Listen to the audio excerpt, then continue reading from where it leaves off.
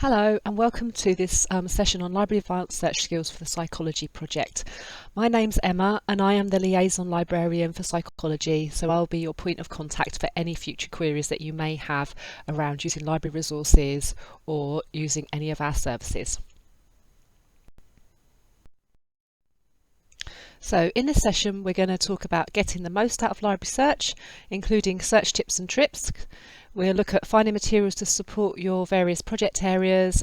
We'll also look at locating other sources outside of library search and some of the databases that you will use for psychology, and we're also going to talk about reference management. So to start off with, why is it important to use a library? Now, it's common practice for everybody to use various different search engines to find out information daily, and there is a lot of good information out there. The only problem being is that the results that you find are not always reliable, so you will have to do some sort of judgment checking on terms of who's written the resources, are they credible, is the information accurate, all of that type of thing. Whereas if you use resources that have been hand-picked by the divisions and the library, all the content there will be academic and relevant for you to use in your studies. You will obviously still have to review and make a judgment on whether the content within that academic content is relevant to the points that you want to make or the research that you're doing, and also in terms of where that research is coming from. Is it global? Is it Eurocentric? All of those types of things. But in terms of the actual academic credibility, that will be guaranteed. The other really good reason to use them is that there's lots of research that proves that students that use library resources will get better results, and this is because it will improve the quality of your references that you'll be assessed upon, and also it will lead you to other research within that field, so you'll discover other key authors or people that are developing content in that area, other articles, other ideas and themes that will be much harder to locate from just doing some simple internet searches. So before you start to actually carry out any searches, it's really important to have some sort of search strategy in mind, and there are lots of different ones out there. This one is a nice, simple, linear sort of 5-step process that you can just use to keep you on track. So number one, identifying and developing keywords. Keywords or search concepts or terms that you want to use will be really, really important on your search journey.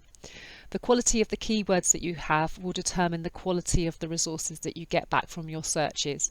So it's really important to spend a little bit of time at the beginning of the process just kind of making a note of what are the key sort of concepts and terms in your research question that you're trying to find out about. Are there any alternative terms? Are there any related areas that might be useful to sort of include within that? And try and be as broad as possible as you can there. Once you're fairly happy with those, then it's a case of choosing the right tool for the job. So it's a bit like doing DIY. You need to make sure you've got the right tool to carry out what you need to do. So we have access to lots of different databases for you, but those databases will contain different types of information. So for example, you might use one source if you're looking for sort of academic journal content. You might use another one if you're looking for more statistics. You might use another one if you're looking for sort of clinical trial studies. So you need to know the difference between those resources and which one you can expect to get which from. So once you've done some sort of initial discovery of those, and I'll go on to show you some of the key ones that you can have a look at as part of this session, it's then a case of doing the action parts, of carrying out your searches, and this is where you come back to your keywords and you can play around with different combinations, combining them using different search techniques and criteria to make the search a bit smarter and make it a bit more successful for you. And again, I'll share with you some different techniques that you can use to combine those keywords together. Once you've got your initial search results back, you might then find you want to refine them a bit further. So you might want to put some other sort of parameters on your search depending on what sort of lens you're looking at your search options through. So you might want to look at more recent research, so you might want to have some sort of like date filter on there. You might want to look at location, it might be demographics. There's a whole range of different things that you can then go on to refine those initial results. And then finally, step 5, make sure that you record or document any information that you find that is going to be useful and that's going to inform your research. It's really, really easy to forget where you found a particular article or a particular study after the fact. So if you don't make a note of it, it might be quite difficult to then retrieve it again. So make sure that you save any information, and you can do that using reference management tools, which we'll talk about as part of this session. So just a few top tips then in terms of building successful searches and picking up some of those earlier points. Identify your keywords or your concepts, think of synonyms or alternative terms, and also narrower or broader terms. So for example, if I was going to do a search for some studies based in Britain, I might also want to include terms for British, UK and United Kingdom, just to pick up all the different ways that that could be described as within the literature. Consider your limits. So we spoke about location, dates, demographic, and there might be others that you want to consider as well. You know, like country of origin, you know, that type of thing as well. It might be case studies. It could be all sorts of things that you want to think about. And another really good tip is if you're starting out and you want to get a much better overview of any contextual information around your area of study, you can use reference sources for background information, and it helps you to identify any sort of key authors or important figures or themes or even any milestones that might be good to be aware of and that might inform some of your search techniques as well. So coming back to the keywords and thinking about keywords, we're just going to give a quick example here of how you can broaden out your keywords to consider other sorts of things that you might want to have a look at when you're carrying out your searches. So say for example we've got the sort of area of age stereotypes that we want to do some research around. We can then start to have a think about other search terms that we might want to include. So we could, for example, have age discrimination as one type of stereotype. We could have ageism, we could have attitudes, we could have stereotyped attitudes, we could have gerontology, we could have intergenerational relations, and we could have ageing. So you see, initially from that first sort of area of age stereotypes, I've managed then to drill down and find some other keywords or concepts or related terms that might be also useful to search for as well.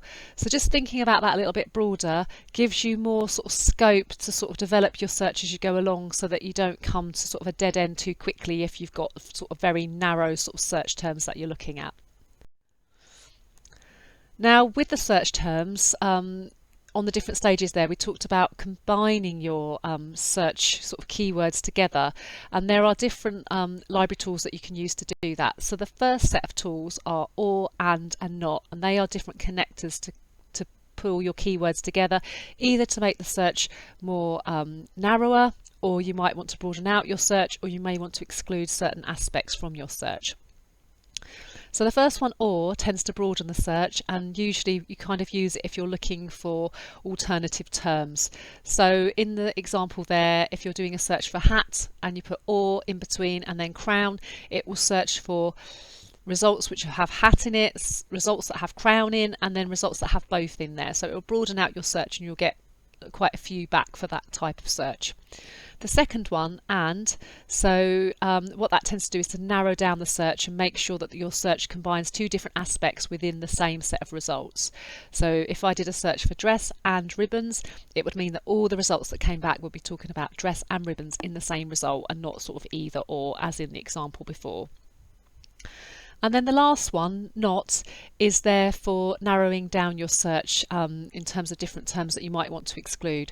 So for example, if I was doing a search for trousers, if I just did a search for trousers, I might bring back other sorts of items of clothing that you wear on your legs, and I might not be interested in shorts. So what I could do is put in trousers, not shorts, and that will just cut that aspect of the search results out and make it a little bit more relevant. One caveat with not is that remember that does exclude different terms, so just make sure you know that you definitely want to exclude that before you use that in your search. A couple of other things that you can do. So the first one is if you're searching for different endings of the word, so that's called a truncation search. So you take the first main part of your search. So in this example here we've got research, and then you can just put it's usually an asterisk, sometimes a star at the end of the main stem of the word, and then what that will do is it will search for all of the different endings of that word at the same time. So it will search for researchers, researching, researcher, and it's a much quicker way of, rather than entering each of those separately, to search for. The second one is phrase searching. So you can use this if you need sets of words to come back next to each other within your search results, and you just use quotation marks at the beginning and the end of the phrase or the words that you need to come back next to each other. So for example, if I carried out a search for graduate outcomes with the quotation marks, it would just ensure that all the results come back talking about graduate outcomes as a phrase rather than graduate and then several sentences down talking about their outcomes. So it just helps again to make it a little bit more specific to your search. Okay, so before we move on to this next stage, we will come back to some of those search techniques and demo those out in some of the particular databases that will be useful for your project work. The other thing that we're going to talk about is making sure that you keep records of all the sources that you find as you're going through the searching process. So it's really important to think about that from the beginning, really, just so that you can have a record of everything you've used. So when it comes to doing your referencing, you know exactly what you've used and you know all of the citation details. Also, it might help you with the write-up as well, because if you keep notes of the different papers that you've discovered, the different titles, you might make notes of why you wanted to include that, what point you wanted that to help you sort of clarify, that type of thing. There are many different ways for keeping your references up to date. Some people do it manually, so they use a table a bit similar to this one where they may list the resource they used, the date that they did the search, the type of search they did, how many results they got back, and any comments about why it was useful, etc.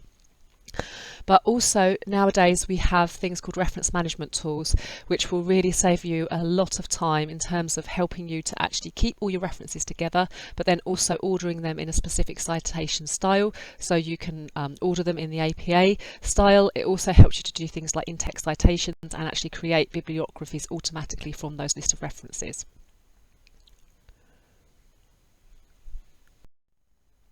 Okay, so another way to think about these reference management tools is like it's a huge sort of filing cabinet or your sort of main inbox in your email. So you're going to get information from all different places that you'll be using. So you might be using things like Google Scholar, you might be using different library databases, you might be using different web pages, you might also already have different documents that you've downloaded already that you found that you might want to use, you might want to reference in your final work. So the reference management tool will allow you to send all of these various bits of information into one place, which you can then draw on when you come to do your referencing, creating your bibliography and doing your in-text citations. And as we kind of work through and do some different demos of the different databases that you're going to be using, I will kind of show you how you can export the information into Mendeley. The first starting point is that we need to create accounts for Mendeley. So I'm going to go on now and show you how you do that.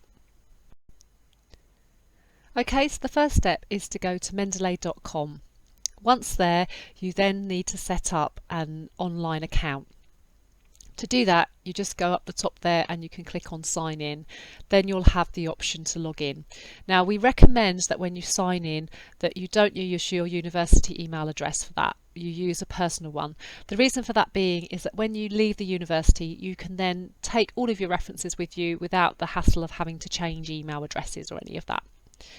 Once you've created a sign-in, you can then use the same login details to download the desktop reference of Mendeley and then log in. So you have the two to sync. So you have the desktop version where you'll always have all of your reference regardless of whether you have internet access, and then you'll have the web version as well, so that you can use either or depending on which machine that you're working on. You just need to sync the two together, which we will have a look at as we go through.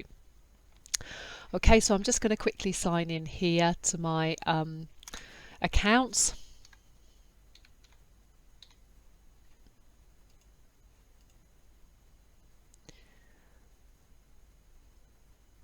Okay, and then I should have version here. So once you've signed into your account here, you've then got the option to search for different articles that you want to add to your library, but then also you've got the option to download the actual reference management system. Okay, so I'm just going to call up my Mendeley desktop now, as I've downloaded that previously.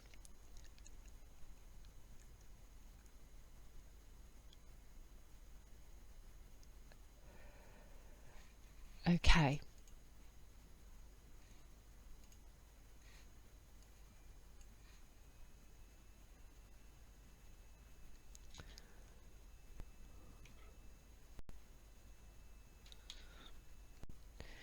Okay, so you can see here that this is my Mendeley desktop version, and you can see that I've already got some references within the actual table here.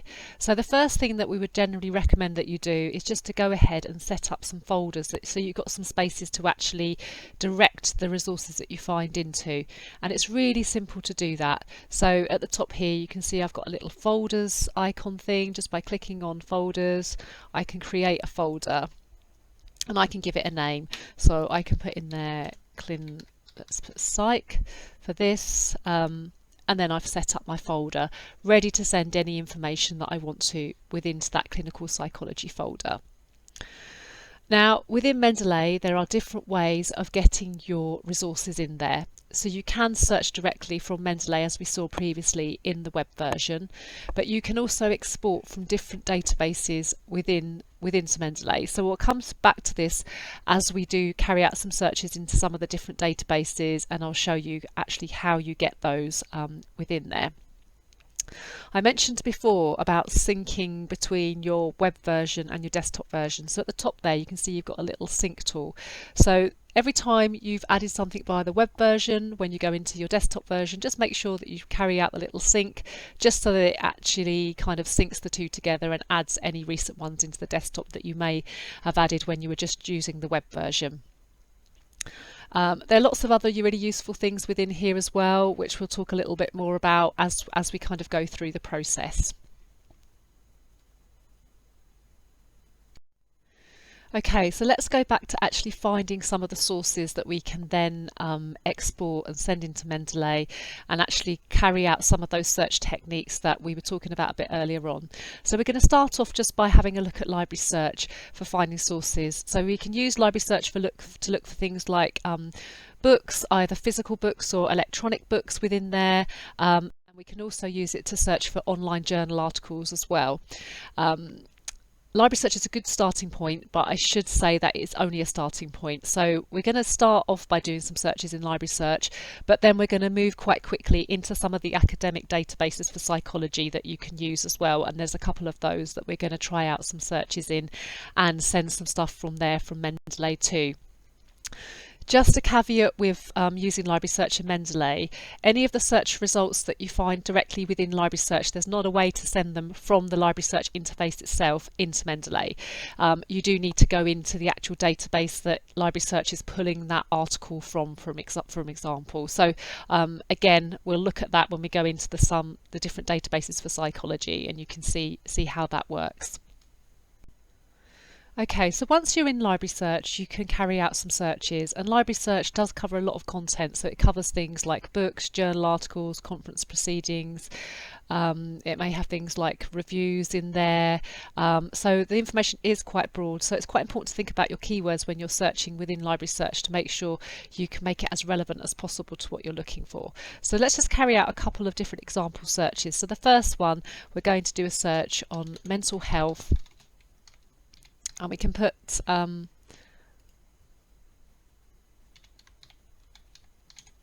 the connectors within here. So let's try and then let's put in there well-being. So we can carry out an initial search on that and see what sorts of results that we get back. as a first sort of attempt. So you can see there that it will highlight your keywords, and we've got all of the key content coming there back in the center of the screen. Now the filters on this side relate to whether it's a physical item or a book type item. So if you're looking for ebooks or you're looking for books, these are the columns that you need to use on this side here. So if I were to click on ebooks, for example, that will show me all of the electronic books that are available based on my keywords in that area that I can then go on to link to and search within a little bit further if I wanted to. Now the filters on the other side relate to generally electronic resources, and they will be things like journal articles, there may be magazine content there may be conference proceedings, dissertations that have been digitised, that sort of content. So the books will be at a more sort of general level, and if you're looking for more detailed or specific information, it's much better to use the filters on this side for the electronic content within there. Okay, so I'm going to just do a slightly different search just to demonstrate how we can check for the articles, again on the same sort of theme. So this time we're going to do a search for let's go back here and do meditation and mental health. Okay, so slightly more specific than the search before, and you can see there that I've used the phrase search in the quotation marks around mental health because I want those two keywords to come back next to each other. And then I'll run the search again, and then you'll see I'll get some results back. So because I'm mainly interested in looking for articles, what I want to do is to use the filters on this side. So I might first of all want to click on the peer reviewed, and peer reviewed basically means that the articles have been reviewed by other experts in the field before they've been published within the different journals. I might also want to go down there and think about the date range, because at the moment it could be going back quite a long way. So if I put in there 2017 to 2021 and then click on include, that will update those results so that they're much more recent for me. If I want to think about different types of keywords, so you know early on we talked about trying to be quite broad about how we think about the keywords and thinking about lots of different alternative terms that we might want to consider as well. Library search will help you to do this. So from that initial search I can take a look at the different subjects that have come back from within that range, and I can see there's things in there such as well-being that we had a look at earlier on. There's also things like mindfulness within there, there's things like anxiety, there's stress, and then there's different types of treatments for those types of mental health conditions. So there are different things there that will give me a lot of extra terms that I could include, and it will influence the sorts of nature of the results that I get back from within here as well. Okay, so let's try some of that now. So if we go back to our meditation, and then let's put an or in so that we can look for an alternative term, and then let's put in mindfulness, and again with mental health, and we can run that search again. And you can see that that's then updated the search results, so we've got mindfulness within here. As well as looking at the keywords within that way, the other really useful thing you can do is if you find one that looks interesting, so let's say for example this one, mindfulness meditation in the classroom, if I click on the actual title I should get a bit more of an abstract, so it gives me an idea of what it's actually talking about, but it will also include the subject terms for that particular article. So I might want to have a quick look at that and see is there anything within there that I hadn't thought of that would be really useful to include in my search. So I might say I also want to think about it in relation to and students within there, and then we can run the search again, and again it will then give it that much more relevancy to what I'm looking for. So lots of different techniques that you can try out when you're running the search to make it a little bit more effective for you within there.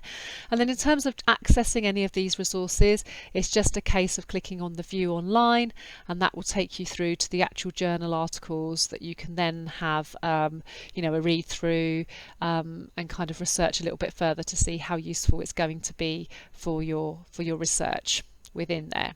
Okay, at this stage I'm not going to show you how to use Mendeley, because we'll look at that when we actually go into the subject databases, because remember there isn't a direct way to export them from Mendeley within this interface, although obviously using the other library databases there will be.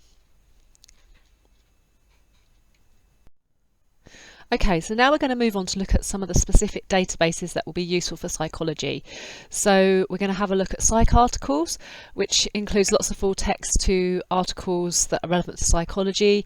There are also things like PubMed, Cinah and Cochrane that are equally useful and will have slightly different coverage. Things like PubMed and Cochrane will also contain things like clinical trials, so if you are focusing around anything like that within your particular project area, they will be particularly useful for those types of resources and those types of studies. That we'll have a look at Google Scholar as well as another source for finding out information within, and I'll show you some different sort of search techniques within there too that you can try out.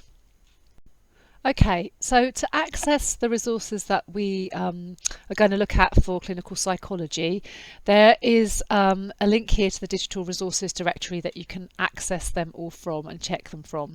The other place to be aware of is the subject guide. So within the subject guide, you'll find a link in there for psychology, and that will then show you what are the key resources for psychology. It will give you my contact details, how to book an appointment, and lots of other information within there that you might need to use in terms of the library side of things. So let's take a look at the digital resources directory.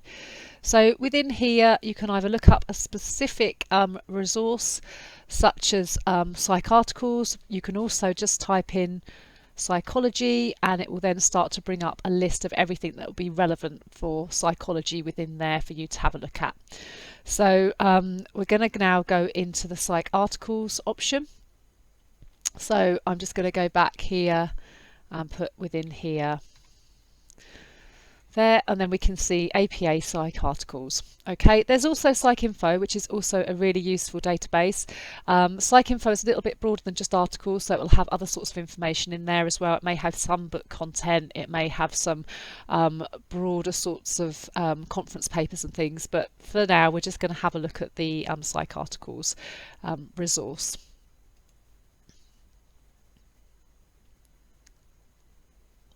Okay, and then we can just click on access this resource. Okay, so we can see here from this database we go straight into what we call an advanced search, and that means that you've got different boxes to combine your different keywords within. You can also see you've got the connectors there, so if I just click on there I can see also I've got or not to select from, so we can now try out some of those different combinations of combining our search terms together. Okay, so I'm going to do a search for stereotype threats. So let's put in and you'll see as you start to type in, it looks for matches within the database, and sometimes that can be a really useful way of finding alternative terms. But I'm going to go for stereotype threat for this example, and then I want to combine it with offenders. So I can put in offend, for example, and then I could put in my asterisk or star to look for the different endings of that, such as offending, offenders, offend, and different sorts of related terms within there. So we can now run the search. Now at this stage I would generally start to run the search, but what you can do is if you find you're getting back results that are not as relevant as they could be, you can then go back and you can change here. So at the moment I haven't selected a field, which means it will search for those keywords across absolutely everything, which sometimes is good if you've got a more niche area of research because it will at least pick up where those references are. But sometimes, you know, obviously where they pick them up from, it might not be within the full kind of content, it might be in a reference or something, so it may not be as relevant, the particular article. So if you find that, you can go back and change this, and I would suggest you change it to something like the abstract, because if the keywords are in the abstract, then that's a summary of what the article is actually about. But we'll just keep it like this for now, and we will just run our search. Okay, and then you'll get back your results within here. So at the moment I've only got 2 results back. You know, they might be good results, and I might have lots of information in there that I want to have a look at. So for example, I might want to look at the list of references at the end of each of those articles to find you know, who else they used to carry out that research, and there might be some other things that I can access from there. I can also have a look at the subjects, so the subjects that each of those authors have indexed within their particular articles or their particular work, in the same way that we looked at subjects in library search. That can be a way to crowdsource your keywords and broaden that out slightly. So again, you can do that. But if I feel like I want to get more results back, I might want to go back to my search again. So I might want to take my asterisks out there, and then I might want to broaden that out. So I might want to say offenders or criminals or prisoner. So I can click within there, and then we can run that search again. And you can see now that's given me 5 results. So I've got a few extra results to come back just by sort of broadening out that terms, just to give you more things that you might want to think about from within there. The other thing we might want to do, if you feel like that's still not enough results for what you need, you might want to go back to your initial stereotype, and you might put stereotype threat, or stereotype intervention. So again, that could be another way of broadening out that search. And then if we take it right back to stereotypes or prejudice or generalisation or discrimination, we can see now we've upped it to 319. So just by playing around with some of those combinations of keywords and broadening it out to consider alternative terms, you can see how you can then sort of broaden the amount of resources you're getting back. You can then put on the various different limits that you might want to. So you might want to scroll down, you might want to say, so at the moment this is going back from 1925, so you might want to go up a little bit further. Let's go say 2002, so we're looking at more recent, and you could be even more recent than that, and that will cut down my results to 211 as well. I can look at, again, peer-reviewed journals as we did before in library search. I can consider things like gender, if I'm looking at gender, or age ranges, so sort of different demographics, or I can look at things such as the methodology used, if there's any studies within here that I might want to pick up on, I can look at that. I can also look at things like tests and measures as well within here that might be useful, and again, you've got your population content within there as well to have a little look at if that's relevant to what you want to research. So lots of additional ways that you can then add, you know, your kind of your different sorts of lens on what it is you want to research about that particular topic area. Okay, once you've done that search, some other things that you might want to do in terms of, for example, sending things into Mendeley as a starting point. So you might notice at the end of each of the references there's a little folder with a plus icon on it. So if I was to click the top 2 here, what that does is it adds it into my folder. So my folder now, you can see it's got some things within it. So if I click onto that, and then I just need to select all of those, and then I want to click on the export option. And then to send it into Mendeley, you want the top one, direct the export in a research information system file, basically. So it works with all of these reference management systems. And then it's just simply a case of clicking on save. And then what that will do is it will save that RS file into your downloads folder, which we can then upload within to Mendeley. Okay. So we'll have a little look at that in a few moments. The other thing that I just wanted to point out that's really useful within these different types of databases as well, so if we just go back, is once you've run a search and it's working quite effectively for you and you're getting back things that seem relevant to what you need to research, you might want to actually set up a search alert. So what that does is it will email you every time a new reference gets added based on your search criteria. So to do that, once you've run the search, you click on the search history link, and then from there you choose which area of the search you want to save. So if I was to select that one, and then I click on the option that says save searches and alerts. At that stage, what it should do is to prompt you to either log in if you have a Gmail account or create an account with an email address to actually set up those preferences. So all you need to do is to do that, and then once you've done that, you will have the option. So I'm just going to continue with Google.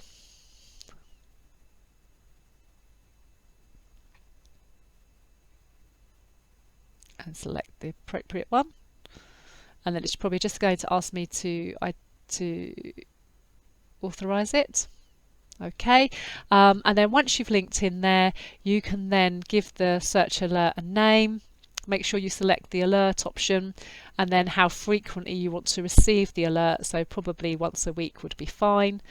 Put in the email address that you want to receive it to, and then save it. Okay, and then you would automatically get an email every time some new resources have been added based on your search strategy, so that's really worth doing. Okay, so that's just a quick example of looking at psych articles to do some searches, and we're going to go on now and look at a couple of different databases as well. Before we do that, I'm just going to show you within Mendeley how you can then upload those references that we've just found within your Mendeley option. So we'll go back into our Mendeley desktop here. And then from our desktop, what we can do is if we go to the file option, and then what we want to do is to click on the option that says add files.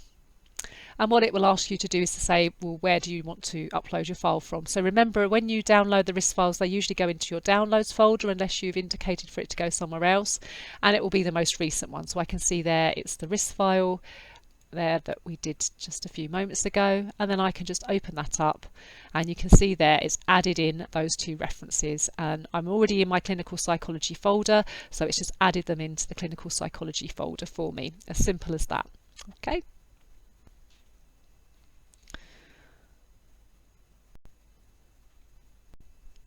Okay, so the next database we're going to look at doing this with is Cinah. So you can see it looks exactly the same, except at the top here it says Cinah. So it's within the same EBSCO platform. So just a little tip, if you want to do some cross sort of searches across databases within EBSCO, if you click on the Choose Databases option, you can see there that you've got Cinah within there, and you've also got things like, you know, APA psych articles and APA psych info. So you can select more than one and then search across all of them at the same time if you want to. But for this example, I want to carry out a slightly different search, so I'm just going to do it independently.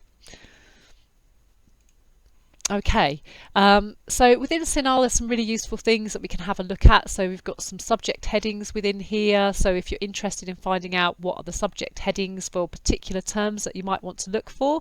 So for example, if we were to put in here exercise, and we could put term begins with, and then we can browse, and you can see it gives you the different terms for exercise and related, and they're all linked through, so you can see different sorts of terminology that is indexed within the database and that you might want to have a look at within there and use. So that's quite a useful little check just to do if you want to find out what sorts of other terms might be indexed within the database under particular sort of more sorts of medical headings.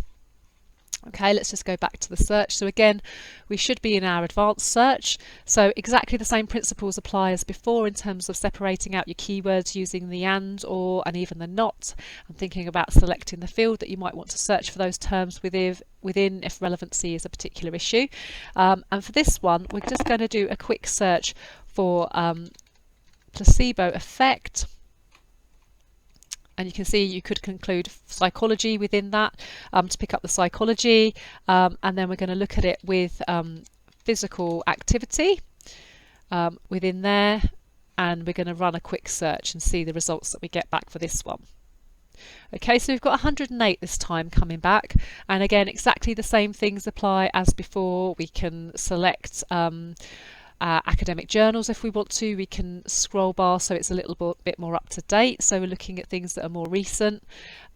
We can look at again certain demographics. They're obviously different to the ones we saw in psych articles, so not as expansive, but still you can look at things geographically in terms of what part of the world the research is coming from. You can look at gender, you can look at age, and you can also look at your subject headings within here as well, things that have kind of been indexed as part of all of the search results that have come back from that initial search. Again, if we wanted to broaden it out, we could go back to this one and we could say, okay, we might be looking for physical activity, we might also be looking for exercise, and you can see there we've also got physical activity, fitness, so we might want to put in there exercise or fitness again, and then run that search again. And you can see that's really increased the results now up to 167,000 within there.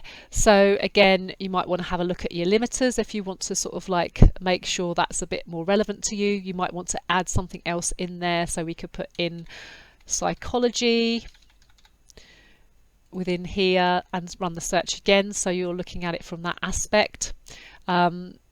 And then again, you can also look at the subjects that have been included within the subject lines in terms of crowdsourcing further keywords that you might want to include within those results within there.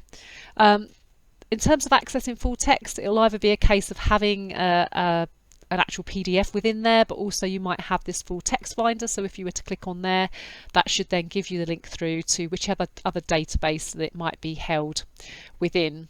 And should give you the relevant links to click through. You might find this with some of the databases, so there is a lot of full text access, but they're not all within the same database. Sometimes it's linking out, like in this case, some of them are either in Science Direct or one of the JISC websites that you can access as well. Okay, from within there.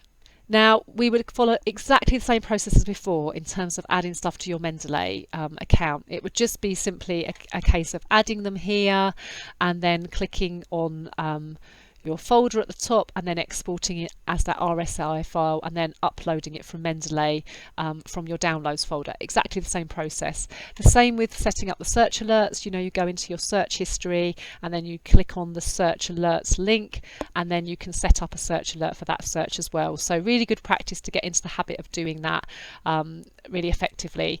Again, if we felt that some of the resources that were coming back were not as relevant as they could be, we can select a field. So for example, if I went back to this one and said I want to look for it within the abstract, and then we can run the search again for that. And we can see if that changes the nature of our results. We might want to do it for all three sets of the keywords if we feel it hasn't refined the search down further enough for us. So let's see if that makes a difference. Okay, so that's cut it down slightly to 92,000. So different ways that you can then sort of explore and refine it further to get it to a nice manageable list of resources that you'll be able to have a look through. Okay, so that's Cinah. The next one we're going to have a look at now is the resource, the Cochrane Library, which is one where you'll have a little bit more access to some of that clinical studies. You will get some clinical studies through Cinah and also some through psych articles as well, but you'll need to use those additional filters to identify those, or perhaps even if you add in another search here at the top, and we could put in within here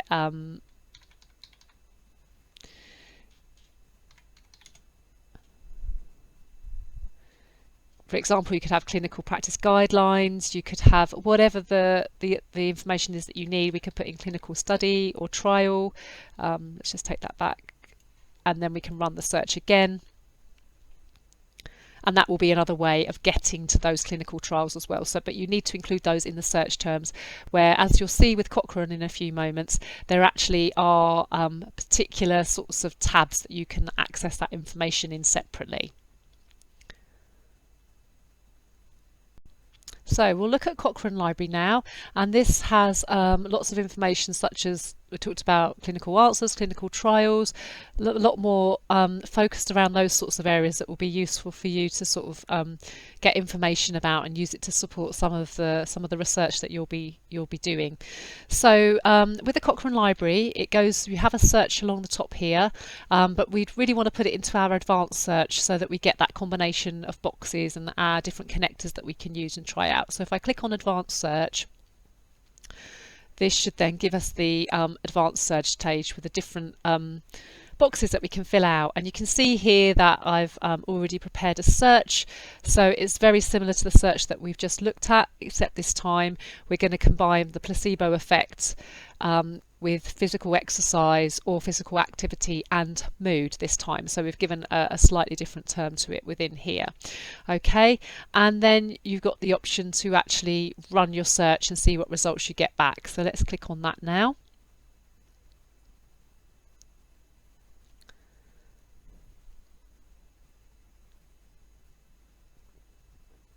Okay, and then you'll get your search results back. So what you'll notice, which is slightly different to when we were looking at the two EBSCO databases, the Cinah and the psych articles, is that it separates out all of our information into different sections. So it'll either be things like reviews, and then you can see everything else has come under trials as the two kind of main areas for this search that we've carried out. But you can see that there are other sorts of tabs that the information may kind of come back depending on the format and the content within those.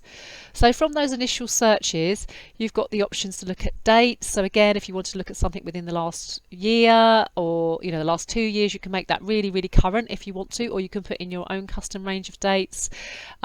You can look at things like language, you can look at things like interventions, you can also see the topics that are coming up back there as part of that search, and you can expand that list further, and you can click into those to see what those topics might be, and do that further as well. Within each of the results here, you've got the option to click on the show the preview, so it gives you information about the abstract, give you a bit more information about what the actual review is focused on.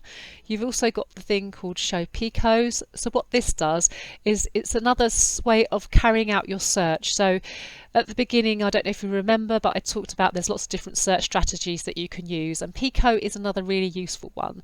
So it's based on population, the intervention, the comparison, and then the outcome. So that's how you separate out your search terms. So in this case, the person has thought about the population they're doing the study for, so it's things like adults, children, depression, and then the intervention they're talking about is exercise therapy.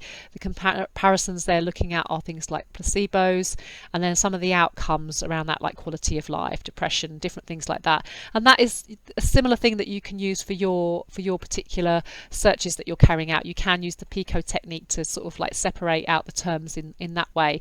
And we've got some resources available on the library research Moodle module that show you how to do that, and that's the sort of thing that we can assist you with further as well. Okay, so in terms of refining down that search, obviously you can use the filters, you can go back to your keywords, and you can play around with those again, and you can add in terms, you can take out terms, you can give it more of a sets of limitations if there are particular things that you want in terms of population that you want to actually apply that to. If you want to add in more boxes, you can click on the plus, and that will add in a separate box, and then you can type in something within there. So maybe if I put in something around adults, and then I can run the search again.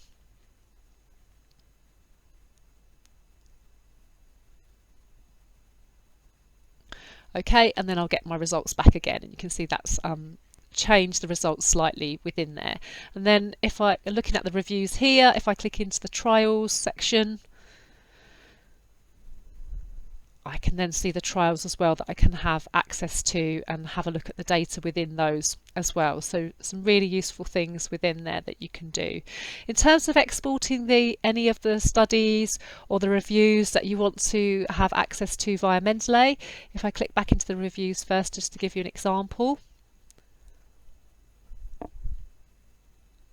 Okay, you can see each of the records has a tick box, so if I click on the top two within there, then you've got the option to export the selected citation. So if we click on that, and then the one we want to choose is the RIS Reference Manager, so I can click on that one, and then I probably might want to include the abstract to get that data across with the actual link, and then I can just click on download, and then that should then download those references into my download folder ready to upload into Mendeley as we did before with psych articles.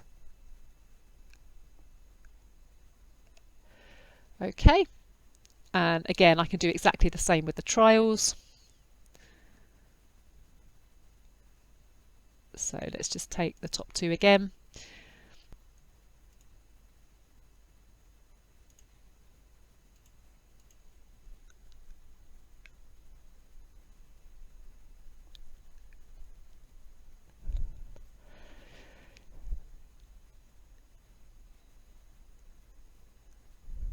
Okay, and that is done for you then.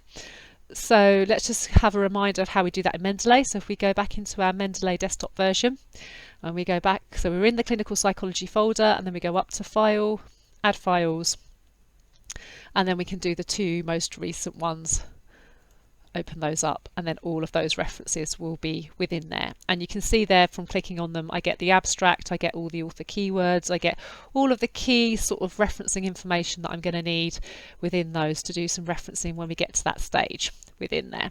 So it's really as simple as that in terms of carrying out those searches across those databases and then getting the information into your reference management system.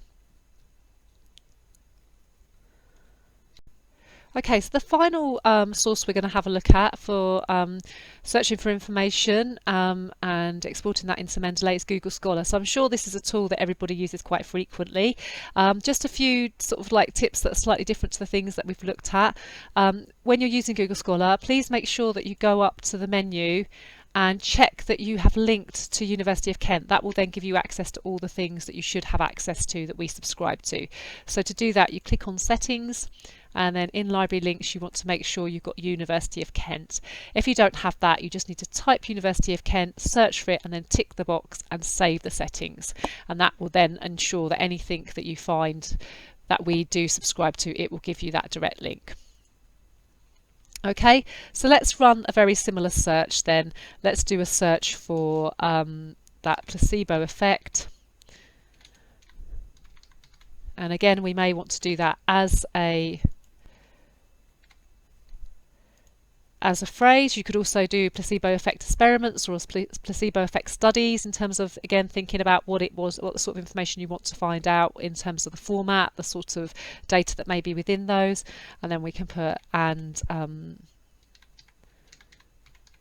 exercise and mood as an initial one, and we keep it selected to articles, and we will run our search. Okay, and then you'll get the results back. So any that we have full text access to, there will be a link here, University of Kent. Now some you might find there isn't a link, but there is a PDF, and obviously it's fine to have a look at that. Just bear in mind that may not be the final version, so the final version may have had changes to it, the references may have been updated. So the ones that are kind of author versioned are the ones where you've got the University of Kent link within there, and that's how you would link to it. Rather than clicking on the title here, you'd click on the link there. Now you'll notice in Google Scholar that there are some filters, but they're not as sophisticated as the filters we've seen in the other databases, but you can still do things like limit it via the date range. Within there you can create alerts, and a search alert in the same way that we looked at that within psych articles. So it's just a case of clicking on the create alert, giving it a name, putting in the email address, and then clicking on the create alert that you want to then create that alert with. Okay, now a couple of other things I wanted to point out in Google Scholar, as well as when you're searching for articles in different databases, you might have a look at the list of references to find some other sources. What you can do within Google Scholar and some of the other databases is to find citation searches. So under each of these articles you can see it's got a link that says cited by. So what this means is this will show you all of the people that have actually cited this, so use this for their research. So this research was carried out in 2013, so anything previous to 2013 might be picked up by the cited by. So if I click on the cited by link, I can then see a list of all of the other articles or book titles or research that's been carried out, and also again you'll get the links to wherever we have full text of the article. So that's a really useful way for finding further resources, particularly if it's a more specialist area or a newer area of research, and you can keep on doing that. You can keep on drilling down, so you can select that one and then look at if anybody's cited that one subsequently, and then see who they are. So there are different ways of actually finding more information out initially from just using search terms, but you can also do your citation searching as well. The other really nice little useful feature in Google Scholar as well to be aware of is underneath each of the articles that list the authors. Now any of the authors that have their names underlined means that they have an actual Google Scholar profile. So if you click on their name, it will then give you their affiliation, so where they're based, and it will give you a list of their other publications. And quite often they'll have a research focus interest area, so more often than not you will find other sorts of articles or other papers, maybe other authors they've worked with as well. So again, another way of finding out more information on that sort of topic area. Now, in terms of accessing and sending these different references into your Mendeley account, it's a slightly different process. So again, you need to, if you haven't already, create sort of a little personal profile with Google Scholar. If you have Gmail, you can use your Gmail account, or you can set it up with a completely different email address, but you will need to do that. And once you've done that, to save the articles you're interested in, you just click on the little stars next to them within here. Then once you've done that, you go up to the area where it says My Library, and then you'll see your list. So if I just click the top two here, and then I've got this export option with a little arrow. So the one that I want to option is RefMan is what I need for this option. So it's short for reference management, and I will click on that one. And again, it will download it exactly in the same way as it did before. So if we go into Mendeley now, I can go to my file, add files, and then it should be this most recent one that we've downloaded here. Open that up, and again, that will add those within there. Okay, just to mention that it's kind of sometimes it will look to see if you've got any duplicates within there, because if you're exporting information from lots of different places, sometimes you might pick up more than one article in more than one place. So you might want to have a look at that. So for example, if you go down to tools, you can check for duplicates, and it will just check that you haven't got any duplicates there. And if it has, it will sort of merge those records together so that you only have the one sort of record for that. So that's quite a handy thing to do. Don't forget to keep syncing this as you go through, particularly if you're working from the web version and then go into the desktop version, just to make sure you're keeping the two up to date as much as possible. Okay. Okay, so hopefully those few demonstrations have been useful, giving you an idea of how you can carry out those searches and then save them into Mendeley. So what I'd like you to do now, and kind of in preparation for when we have the Q&A session, is just to have a go. So maybe try using Library Search to do some searches, but also have a look at things like maybe Cinah or psyc articles or Google Scholar, and have a look to see how many sorts of resources you can find within there, and then also have a go at then exporting them into your Mendeley account once you've set that up as well. And if you've got any questions around any of that, please feel free to sort of keep those for when we have the Q&A session. Okay, so now we're going to carry on with the managing references side of the session. So we've already sort of set up our Mendeley account, and we've been having a look at how we can get those references from the different databases into Mendeley. But the next stage of that will be once you've got all your references in there and you're ready to do your write-up with your final sorts of submissions, and that's when you'll be wanting to you know, include your references within the text and create your bibliographies. Okay, and there's some really nice little tools within Mendeley that will help you to do that, working with Word or alternative word processing programs that you might be using. Okay, so to start inserting your bibliography and getting your references into your final submissions, there's a couple of things that you need to do in Mendeley first. So one of the first things you need to do is, if you go up to the Tools option, you'll need to install the MS Word plugin. So you can see there mine says uninstall because I already have it installed within Word, but yours will have install. So just click on that, and that will install the little plugin within your Word processing program for you to use. That's the first thing. The second thing that we need to do if we go into View is to check the citation style. So this is the style, you know, the referencing style that you want your references to be produced in.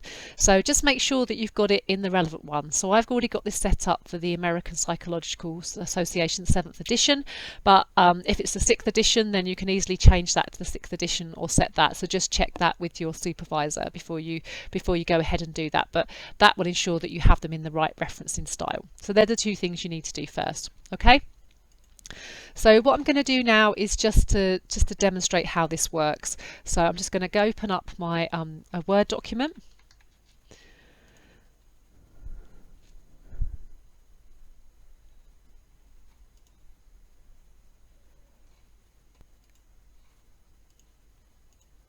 Okay, so we're in Word now, and once you've installed the actual Mendeley plugin, you should find that within Let's just click in here. Yeah, within the references tab here, and you see I've got this insert citation section within here.